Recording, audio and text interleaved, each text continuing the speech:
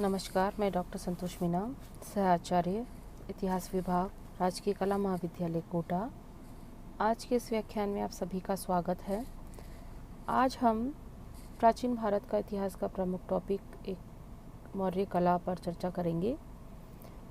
मौर्य कला में हमने चैत्य पर चर्चा करेंगे आज।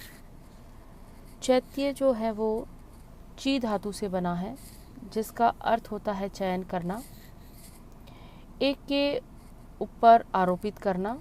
वास्तव में चैत्य तथा स्तूप दोनों ही शब्दों का प्रयोग जो है पवित्र स्थानों के अर्थ में होता है। प्रारंभ में चैत्यों का संबंध जो है शव और समाधि से रहा है। बाद में इस शब्द से संघ के पूजा गृहों का संकेत मिलता है। वे पूजा गृह जहाँ महायानी बौद्धों की प्रतिमा आदि संरक्षित रहती थी। इसके लिए एक विशिष्ट वास्तुकला का उदय हुआ, जिसके आधार पर गर्भगृह, जिसमें वाम भाग तथा दक्षिण भाग में स्तंभ और उसके मध्य में एक ठोस स्तूप होता था। संघ की प्रार्थनाओं के लिए भी चैत्यों की आवश्यकता होती थी। यहाँ बैठकर आचार्य उपदेश दिया करते थे। ऐसे स्थलों पर निर्मित भवन, प्रार्थना गृह भी चैत्य कहलाते थे। ईस्वी पूर्व तृतीय और चतुर्थ सदी में ही चैत्यों का निर्माण होता रहा है। अशोककालीन चैत्य जो है वो छोटे और सादे होते थे। अब है आपके विहार। विहार जो है वो विहार वह स्थल है जहाँ बौद्ध संघ निवास करता था। यहाँ यह भी एक प्रकार का मठ होता था। यहाँ पर रहकर जो है स्थविर आचार्य आदि के संरक्षण में ये यहाँ पर भिक्षु और भिक्षुणी साधना करते थे धर्म की। और अशोक के काल में अनेक विहार थे, जिसमें 7 और 8 मंजिल वाले भी थे। पर्वतों को काटकर भी विहार बनाए गए थे। नासिक का गौतमीपुत्र विहार, कार्ली का विहार, भारत में असंख्य विहार थे। नालंदा में भी विहार थे और वो 4 मंजिले थे। अब है आपके शुंगकालीन कला। इस काल में पत्थर की देविकाओं तथा शानदार तोरण द्वारों का निर्माण हुआ। बहरूद के स्तूपों का निर्माण भी इसी काल में हुआ। इस काल पर बुद्ध के जीवन से संबंधित आधा दर्जन मूर्तियां हैं। यहाँ 6 जातक कथाएं भी अंकित हैं। अब है सातवाहन कालीन कला। इस काल में अमरावती के स्तूप का पुनर्निर्माण किया गया। इस काल में नासिक और कार्ले और कुनहैरी में चैत्य बनवाए गए। फिर है कनिष्क कालीन कला। कनिष्क एक महान भवन निर्माता और स्थापत्य प्रेमी था। इसकी कला के बारे में हम जो अब शैलियाँ पढ़ेंगे उसमें इसका वर्णन पढ़ेंगे। अब हम जानेंगे मौर्यकालीन मंदिर किन किन शैलियों में बने हुए थे।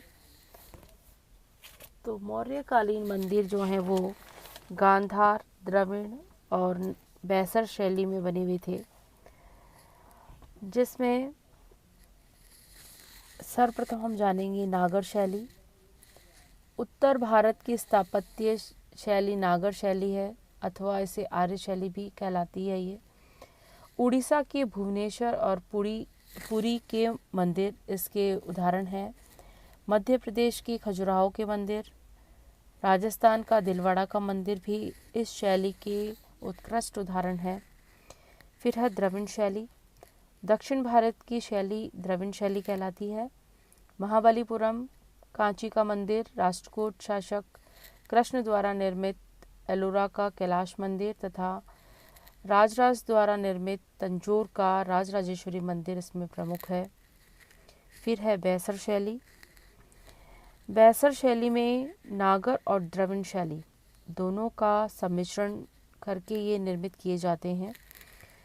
इसका उदाहरण है काशी का विश्वेश्वर तथा मैसूर का सोमनापुर का केशव मंदिर इसके प्रमुख उदाहरण है। तो इस प्रकार से ये नागर, द्रविड़ और बेशर शैली की विशेषताएं हैं ये। अब हम जानेंगे गांधार शैली और मथुरा शैली।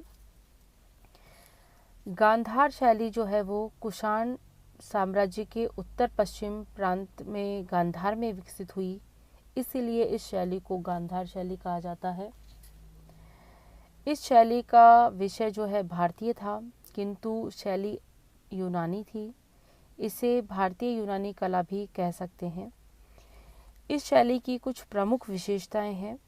पारदर्शक कपड़े जिनमें सलवटें दिखना, दूसरा है मानव शरीर की सुंदर रचना तथा मांसपेशियों की सूक्ष्मता इसमें दिखती है। इसमें नक्काशी का सुंदर काम बहुत ही बड़े ढंग से हुआ है, सुंदर ढंग से काम किया गया है। गांधार शैली में निर्मित बुद्ध की मूर्तियां यूनानी देवता अपोलो की मूर्तियों से मिलती है।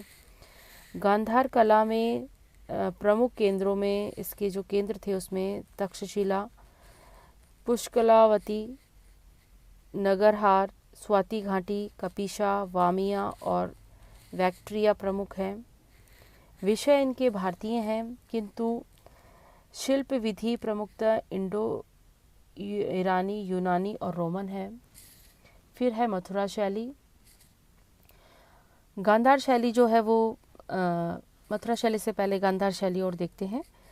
गांधार शैली जो है इसका वास्तविक विकास जो है कुषाण काल में हुआ था। गांधार का विषय जो है वो बौद्ध धर्म है। गांधार कला का विषय, इस कला में बुद्ध के जीवन की विविध घटनाओं जिसमें जन्म, संबोधि, धर्मचक्र, प्रवर्तन, महापरिनिर्वाण आदि को विशेष महत्व दिया गया है।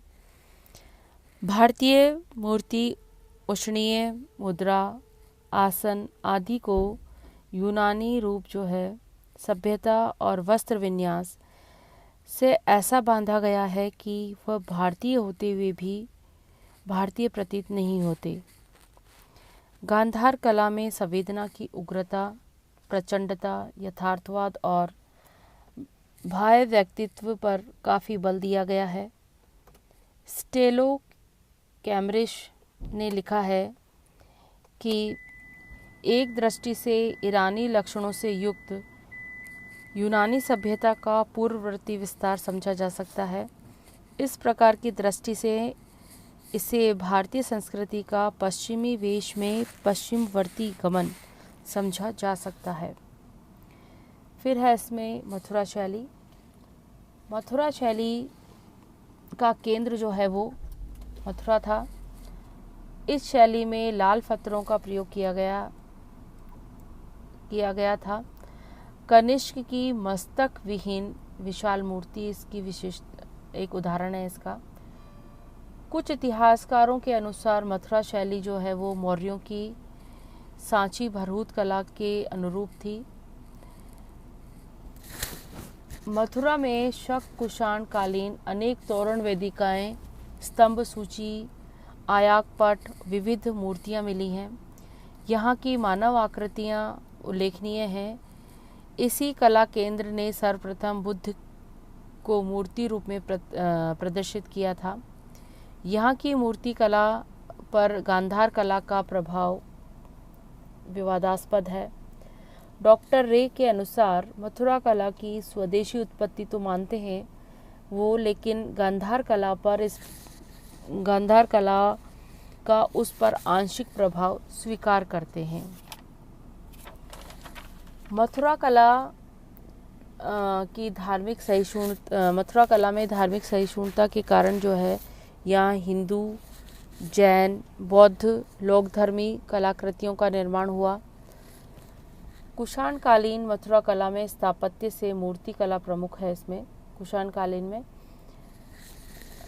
इस कला में बौद्ध धर्म के साथ साथ जैन तीर्थंकरों, देवी देवताओं का भी मूर्त रूप दिया गया।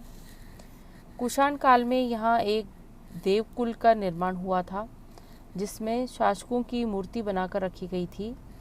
इस देवकुल में कनिष्क, विम, चटन की मूर्तियाँ मिली हैं। यहाँ की कुषाणकालीन मूर्तियाँ अपनी धन गात्रता और विशालता के लिए उल्लेखनीय हैं। मथुरा की धार्मिक मूर्तियों में स्वाभाविकता, आध्यात्मिकता का अंकन हुआ है। वह गांधार कला में नहीं मिलता है। गांधार कला की तरह मथुरा की मूर्तियों पर कपड़ों के बल और सिलवटें तथा मूछें बिल्कुल नहीं मिलती हैं। मथुरा कला में जहाँ अंतः अभिव्यक्ति का अंकन अधिक है, वहाँ गांधार कला में बाह्य अभिव्यक्ति प्रमुख है। मथुरा की कला में सर्वत्र रूपवास व सीकरी की खदानों से प्राप्त मंजीटिया रंग के चित्तेदार पत्थरों का प्रयोग हुआ है। मथुरा की मूर्ति का निर्माण परंपरा जो है उनकी वो विशुद्ध भारतीय है। तो इस प्रकार से ये मथुरा कला की विशेषताएं हैं।